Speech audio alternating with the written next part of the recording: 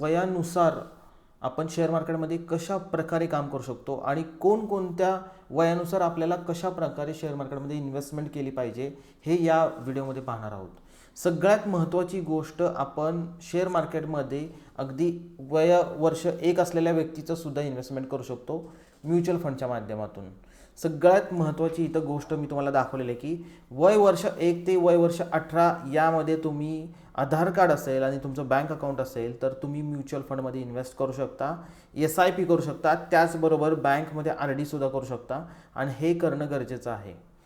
सगळ्यात इम्पॉर्टंट हे वय आहे जिथं तुमचं शेअर मार्केटमध्ये लॉंग टर्मसाठी जर तुम्हाला इन्व्हेस्टमेंट करायचे तर हेच एक एज आहे जिथं तुम्ही चांगल्या प्रकारे गुंतवणूक करू शकता. अगदी छोटी अमाऊंट असेल तरीसुद्धा चालेल. म्हणजे जर तुम्ही 1 ते 18 वयात जर मुलांची इन्व्हेस्टमेंट करून घेताय म्युच्युअल फंडच्या माध्यमातून तर तुम्ही 30 ते 35 वर्ष एखादे शेअर्स किंवा एखादे म्युच्युअल फंड होल्ड करू शकता, तर तुम्हाला जास्त फायदा होणार आहे. जर तुम्ही जेवढं लॉंग टर्ममध्ये शेअर मार्केटमध्ये राहणार आहे तेवढं तुमचं जी व्हॅल्यू आहे ती कंपाऊंडिंगमध्ये वाढणार आहे. म्हणून 1 ते 18 वय हे खूप इम्पॉर्टंट आहे शेअर मार्केटसाठी, जे की तुम्ही म्युच्युअल फंडच्या माध्यमातून शेअर मार्केटमध्ये इन्व्हेस्टमेंट करू शकता. ही पहिली गोष्ट. आता ह्या गोष्टीसाठी तुम्हाला काय आवश्यक आहे तर सगळ्यात इम्पॉर्टंट आहे ते म्हणजे एक बँक अकाउंट. तुम्हाला बँक अकाउंट असणं गरजेचं आहे. जर तुमच्या मुलाच्या स्वतःच्या नावानं जर इन्व्हेस्टमेंट करायची आहे तर तुम्हाला एक बँक अकाउंट असणं गरजेचं आहे. आणि बँक अकाउंट असेल तर तुम्ही बँकमध्ये RD सुद्धा करू शकता. ॲज अ बँकमध्ये तुम्ही गार्डियन राहणार आहे तुमच्या मुलाचे आणि तिथं तुमचं आधार कार्ड फक्त मागितलं जाईल तुमच्या मुलाचं बँक अकाउंट काढण्यासाठी. पॅन कार्डची आवश्यकता नाही. पण लक्षात घ्या 1 ते 18 वय खूप इम्पॉर्टंट आहे. जसं मी पुन्हा एकदा सांगतोय, तुम्हाला लॉंग टर्ममध्ये ज्या लोकांना शेअर मार्केटमध्ये काम करायचं आहे तर तुम्ही स्वतःच्या ऐवजी तुमच्या मुलांच्या नावाने जर इन्व्हेस्टमेंट केली तर खूप तुम्हाला फायदा होऊ शकतो. त्याचं एक रिझन आहे की तुम्ही तुमच्या मुलांचे जे भविष्याचे जे खर्च आहेत त्यासाठी तुम्ही SIPच्या माध्यमातून इन्व्हेस्ट करू शकता आणि तुम्ही तिथं लॉंग टर्ममध्ये राहू शकता, कारण तुम्ही इमोशनच्या माध्यमातून त्या इन्व्हेस्टमेंटकडे पाहणार आहे. कारण तुम्ही जर त्या ठिकाणी इन्व्हेस्टमेंट करताय तर तुम्ही काय विचार करणार आहे की ही इन्व्हेस्टमेंट मी माझ्या मुलासाठी करतोय, तर जरी ते शेअर्स वाढले, जरी तुम्ही जे म्युच्युअल फंडचे व्हॅल्यूज वाढल्या तर तुम्ही तिथून विड्रॉल नाही करणार आहे का, तर ती जी पुंजी आहे ती तुमच्या मुलांसाठी आहे. त्यामुळे तुम्ही लॉंग टर्ममध्ये होल्ड करणार आहे. तेच जर तुम्ही स्वतःच्या अकाउंटवर तुम्ही केलं तर तुम्ही कदाचित विड्रॉल करू शकता, कारण तिथं इमोशनचा पार्ट येत नाही. मुलांच्या बाबत प्रत्येक पालकांचं इमोशनली अटॅचमेंट असते, त्यामुळं तुम्ही तिथं लॉंग टर्ममध्ये होल्ड करू शकता. हा एक सगळ्यात मोठा प्लस पॉईंट आहे. आणि यावरती मी एक व्हिडिओ स्पेशली बनवतोय आणि तो व्हिडिओ जर तुम्हाला पाहायचा आहे तर तुम्ही माझ्या चॅनलला सबस्क्राईब करा. नमस्कार मित्रांनो, मी दीपक ढाणे तुमच्या सर्वांचं या व्हिडिओमध्ये मी स्वागत करतोय. आज आपण पाहतोय एज वाईज कशा प्रकारे आपण इन्व्हेस्टमेंट का ट्रेडिंग केलं पाहिजे या विषयाबद्दल आज आपण पाहणार आहोत. व्हिडिओ मोठा होणार आहे, शेवटपर्यंत पाहत राहा. तर ह्याविषयी मी बोललो की 1 ते 18 वयापर्यंत आपल्याला काय करायचं आहे. त्यानंतर सगळ्यात शेअर मार्केटमध्ये इम्पॉर्टंट गोष्ट आहे आणि एक एज आहे ते म्हणजे 18 ते 45. खूप साऱ्या गोष्टी 18 ते 45 वयामध्ये आपण शेअर मार्केटमध्ये करू शकतो, पण बेसिकली लोकांना आवडतं ती गोष्ट आहे ट्रेडिंग. आता मी इथं तुम्हाला दिलेलं आहे की इथं तुम्हाला काय करणं गरजेचं आहे. ट्रेडिंग, इन्व्हेस्टमेंट, तुम्ही गोल्डमध्ये इन्व्हेस्ट करू शकता, वेगवेगळ्या क्षेत्रात इन्व्हेस्टमेंट करतात. पण आज इंडियामध्ये अराउंड 90% लोक काय करतायत, ट्रेडिंग करतायत. ह्या एजमधली लोक ट्रेडिंग करतायत आणि ह्या ट्रेडिंग केल्यामुळं त्यांना जी इन्व्हेस्टमेंट करायची आहे ती होत नाही आहे. आता बेसिकली मी जसं पहिल्यांदा तुम्हाला सांगितलं की 1 ते 18 वयापर्यंत तुम्हाला इन्व्हेस्टमेंट करायची तुमच्या मुलांच्या नावानं, पण आज या काळामध्ये इंडियामध्ये ह्या गोष्टी आत्ता स्टार्ट व्हायला लागल्यात. त्यामुळं जे लोक 18च्या वरती आहेत त्यांच्या ती गोष्ट मिस झालेली आहे. म्हणजे तुम्हाला आता सुरुवात करताय शेअर मार्केटमध्ये आणि ती सुरुवात जर फक्त ट्रेडिंग न होते तर तिथं कुठंतरी लोकांचं चुकत आहे असं मला वाटतंय. तर आज तुम्हाला फक्त ट्रेडिंग न करता वेगवेगळ्या क्षेत्रात इन्व्हेस्टमेंट करायचं आहे आणि कशा प्रकारे इन्व्हेस्टमेंट करायचे आहे याबद्दल सुद्धा मी व्हिडिओ बनवलेले आहेत. ट्रेडिंग किती पर्सेंटेज करायचं आहे, इन्व्हेस्टमेंट किती पर्सेंटेज करायचे आहे याचाही स्पेशल व्हिडिओ माझा आहे. तर वरती दिलेल्या आय बटनवरती तुम्ही क्लिक करा, तो व्हिडिओ तुम्हाला माझा पाहता येईल. तर सगळ्यात इम्पॉर्टंट आहे की लोकांची जी अपेक्षा आहे की ट्रेडिंग करून मी काय करणार आहे, पैसे कमवणार आहे आणि त्या पैसे कमवल्यानंतर मी इन्व्हेस्टमेंट करणार आहे. हे लक्षात घ्या की ट्रेडिंग करून पैसे कमवणार आणि त्या कमवलेल्या पैशातून इन्व्हेस्टमेंट करण्यापेक्षा तुम्ही वेगळा विचार करा, तो म्हणजे मी इन्व्हेस्टमेंट करणार आणि इन्व्हेस्टमेंट केलेल्या प्रॉफिटमधून मी ट्रेडिंग करणार. हा विचार खूप छान आहे, कारण तुम्हाला जर लॉंग टर्ममध्ये मार्केटमध्ये टिकायचे तर ह्या विचाराने तुम्हाला चालावं लागेल. तर आज 18 ते 45 वयापर्यंत खूप सारे रिस्पॉन्सिबिलिटीज असतात लोकांच्याकडे.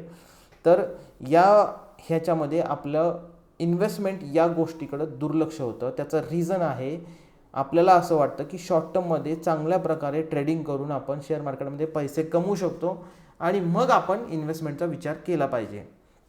पण सगळ्यात इम्पॉर्टंट गोष्ट लक्षात घ्या की यामध्ये नाण्याची दुसरी बाजू आहे. जर ते पैसे गेले तर आपण एक फायनान्शियल क्रायसिस आपल्या कुटुंबावर पाहू शकतो आणि हे जर पाहायचं नसेल तर आपल्याला थोडंसं शेअर मार्केटमध्ये स्लोली काम करावं लागेल आणि ती स्लोली काम आपल्याला इन्व्हेस्टमेंटच्या माध्यमातून होईल आणि थोड्याफार ट्रेडिंगमध्ये होऊ शकतं. दुसरी गोष्ट इम्पॉर्टंट आहे की ट्रेडिंग हे आपण किती वयापर्यंत करू शकतो. हे या चार्टमध्ये मी तुम्हाला दिलेलं आहे की 1 ते 18 यामध्ये आपल्याला काही ट्रेडिंग करता येत नाही आहे. ठीक आहे, जे आपलं शिक्षणाचं वय आहे. त्यानंतर 18 ते 45 आपण ट्रेडिंग करणार आहोत. पण त्याचबरोबर इतरही गोष्टी आहेत ज्या इन्व्हेस्टमेंटनंतर तुम्ही बाकीचे कमोडिटीजमध्ये इन्व्हेस्टमेंट, NCDs, FDs, RDs ह्या सगळ्या गोष्टी करणार आहोत. जर ती इन्व्हेस्टमेंट आपण केली तरच या ठिकाणाहून आपण पुढे जाऊन आपल्या गुंतवणुकीतून थोडे जे काय प्रॉफिट झाला आहे त्यामधून सेफ साईड आपण ट्रेडिंग करू शकतो आणि ते पण आपण फक्त कॅश मार्केटमध्ये ट्रेडिंग करू शकतो. कॅश मार्केटमध्ये म्हणजे तुम्ही कोणत्याही प्रकारे तुम्ही फ्युचर ऑप्शन करायचं नाही. रिझन काय आहे, तर तुम्ही जर फ्युचर अँड ऑप्शन करताय वयाच्या 45 नंतर तर तुम्हाला हेल्थ इश्यू होऊ शकतात. मी शुअर नाही आहे पण होऊ शकतात, पॉसिबिलिटीज आहेत. कारण ट्रेडिंग डेरिव्हेटिव्समध्ये करणं यासाठी खूप तुम्हाला विचार करावा लागतो, टेन्शन येतं, स्ट्रेस असतो, ह्या सगळ्या गोष्टीमधून तुम्हाला जावं लागतं आणि ते एज नाही आहे की तुम्ही त्या एजमध्ये या सगळ्या गोष्टी फेस कराल. ओके, आणि ह्या गोष्टी तुम्हाला जर कॅशमध्ये जर तुम्ही ट्रेडिंग करताय तर तुम्हाला खूप रिस्क कमी आहे आणि तुम्ही चांगल्या प्रकारे ट्रेडिंग करू शकता. पण मी जसं तुम्हाला सांगितलं हे एक सायकल आहे आणि या सायकलमध्ये जर तुम्हाला कॅशमध्ये ट्रेडिंग करायचं आहे तर पूर्वी केलेली गुंतवणूक तुमची असली पाहिजे, मोठं भांडवल असलं पाहिजे, तरच तुम्ही कॅशमध्ये चांगल्या प्रकारे सेफ साईड ट्रेडिंग करू शकता. म्हणजे तुम्ही 18 ते 45 तुम्ही चांगल्या प्रकारे इन्व्हेस्टमेंट करा तर तुम्हाला 45 ते 60 या ठिकाणी चांगल्या प्रकारे कॅशमध्ये ट्रेडिंग करता येईल. डेरिव्हेटिव्स ट्रेडिंगची अजिबात गरज नाही. ओके, त्यानंतर सगळ्यात मोठं एक गोष्ट आहे ती म्हणजे वय वर्ष 60 नंतर काय करायचं आहे. बरेचसे लोक की म्हणतात की मला रिटायरमेंट नंतर काहीतरी शेअर मार्केटमध्ये करायचं आहे. बरेचसे लोक म्हणतात की मला रिटायरमेंट नंतर पैसे मिळाले आता मी काहीतरी ट्रेडिंग स्टार्ट करणार. पण ही एक गोष्ट चुकीची आहे. तुम्हाला जर एक्सपिरियन्स नसेल आणि तुम्हाला मिळालेले फंड्स आहेत, कोण रिटायर होतं, खूप सारे फंड मिळतात आणि तुम्ही बिनधास्तपणे ट्रेडिंग करताय तर ही गोष्ट खूप चुकीची आहे. तुम्हाला एक्सपिरियन्स हवा आहे आणि एक्सपिरियन्स नसेल तर तुम्ही एक्सपिरियन्स असलेल्या व्यक्तीच्या माध्यमातून या मार्केटमध्ये काम करू शकता. पण ते सुद्धा जर तुम्हाला काम करायचं आहे ट्रेडिंगमध्ये तर वय वर्ष 60 नंतर विथ गायडन्स ॲडवायझरी तुम्ही काम करू शकता, ते पण फक्त कॅश मार्केटमध्ये. किंवा या सायकलच्या माध्यमातून आला बघा, इथून तर जरा आता पॉसिबल मला वाटत नाही आहे, पण 18 ते 45 या इथून इन्व्हेस्टमेंट केली, त्यानंतर 45 ते 60 तुम्हाला इन्व्हेस्टमेंट आणि ट्रेडिंग पण करायचं आहे आणि त्यामध्ये तुम्हाला जे काही पैसे तुमचे साठणार आहेत, तुमची इन्व्हेस्टमेंट होणार आहे, त्याचे तुम्हाला रिटर्न काय मिळणार आहेत, डिव्हिडंड. आज तुम्ही जगामध्ये नावं ऐकताय की वॉरन बफेट यातला सगळ्यात जास्त डिव्हिडंड मिळतोय, खूप सारी मोठी इन्व्हेस्टमेंट आहे, पण त्यासाठी त्याचं एज अराउंड 90च्या एजमध्ये आहे तो, आणि त्याला कित्येक वर्ष त्याची इन्व्हेस्टमेंट होल्ड करावी लागली, त्यावेळेला त्याच्याकडे हे चांगले दिवस आलेले आहेत. आणि हे जर तुम्हाला करायचं असेल, तुम्हाला पण असे दिवस यायचे असतील, तर तुम्ही लॉंग टर्मचा पहिला विचार आणि पहिला प्रेफरन्स द्या. आणि ट्रेडिंगला जर तुम्हाला करायचं आहे तर ट्रेडिंगमध्ये थोडंसं तुम्ही ट्रेडिंग करू शकता, आणि ट्रेडिंग करून तुम्ही सुद्धा चांगला प्रॉफिट करू शकता जर तुमची इन्व्हेस्टमेंट चांगल्या प्रकारे असेल तर. म्हणून एज वाईज जसं मी तुम्हाला सांगितलं की एज वाईज तुम्हाला अशा प्रकारे सगळ्या गोष्टी फॉलो करणं गरजेचं आहे. जे लोक यंग एजमध्ये आहेत, जे लोक धाडसाने शेअर मार्केटमध्ये काम करतायत, पण एक लक्षात घ्या, त्याच धाडसाने तुम्ही तुमचं वय वर्ष अबाव 50 तुम्ही करू शकत नाही. म्हणजे ट्रेडिंगला लिमिटेशन्स आहेत, पण इन्व्हेस्टमेंटला लिमिटेशन्स नाहीत. 1 ते 18 इन्व्हेस्टमेंट स्टार्ट होते, ते 60 वर्षानंतर सुद्धा इन्व्हेस्टमेंट हा शब्द राहतोय. पण ट्रेडिंग ह्याला एक मर्यादित काळ आहे, तो म्हणजे 18 ते मॅक्स 60 हाच एक मर्यादित काळ आहे. इथे तुम्ही फक्त ट्रेडिंग करू शकता, पण इन्व्हेस्टमेंटला कोणत्याही प्रकारचा काळ नाही, आणि इन्व्हेस्टमेंट केलेली वर्षानुवर्ष टिकते, पिढ्यानुपिढ्या टिकते. तुम्ही तुमच्या पुढच्या पिढीला सुद्धा ती इन्व्हेस्टमेंट फॉरवर्ड करू शकता.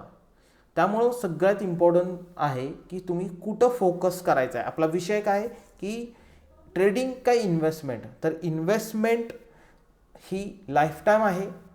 तुमच्या फ्युचर सेव्ह करण्यासाठी तुम्हाला इन्व्हेस्टमेंट करणं गरजेचं आहे. आणि ट्रेडिंग ही एक कल्पना आहे ज्या माध्यमातून तुम्ही थोड्या प्रकारे पैसे कमवू शकता, पण जास्त तुम्ही त्याच्यावर फोकस करू नका. ट्रेडिंग करू नका असं माझं अजिबात मत नाही आहे, पण ट्रेडिंग करण्याचं एक स्ट्रॅटेजी पाहिजे, तुम्हाला खूप सारं सेटअप पाहिजे. जसं मी सांगितलं की विदाऊट सेटअप तुम्ही शेअर मार्केटमध्ये चांगल्या प्रकारे ट्रेडिंग करू शकत नाही. बरेचसे लोक बसमध्ये बसून, कुठे कॅफेमध्ये बसून ट्रेडिंग करतात मोबाईलवर. हे पॉसिबल नाही आहे, आणि म्हणजे प्रॉफिट मेकिंग नाही आहे हा बिझनेस प्लॅन काय आहे की जर तुम्हाला प्रॉफिट करायचं आहे शेअर मार्केटमध्ये, तर तुमचा एक सेटअप असला पाहिजे. आणि सेटअप असेल आणि तुम्हाला टेक्निकल ॲनालिसिसचं नॉलेज असेल तरच तुम्ही शेअर मार्केटमध्ये ट्रेडिंग करून फायदा करू शकता. प्रत्येक माणसाला ट्रेडिंग करून फायदा होतोच असं नाही. तुम्ही सेबीचा डाटा बघू शकता, मध्यंतरी आला होता. जे लोक ऑप्शनमध्ये ट्रेडिंग करत आहेत त्या ऑप्शनमध्ये 98% लोक लॉसमध्ये आहेत. त्याचं रिझन काय की कुठेही बसून तुम्ही मोबाईलवरती कशाही प्रकारचं ट्रेडिंग करताय, कुठलाही चार्ट न बघता अंधाधुंद ट्रेडिंग करताय, तर अशा प्रकारे तुम्हाला शेअर मार्केटमध्ये प्रॉफिट होईल याची शाश्वती नाही. आज होईल तर उद्या नाही.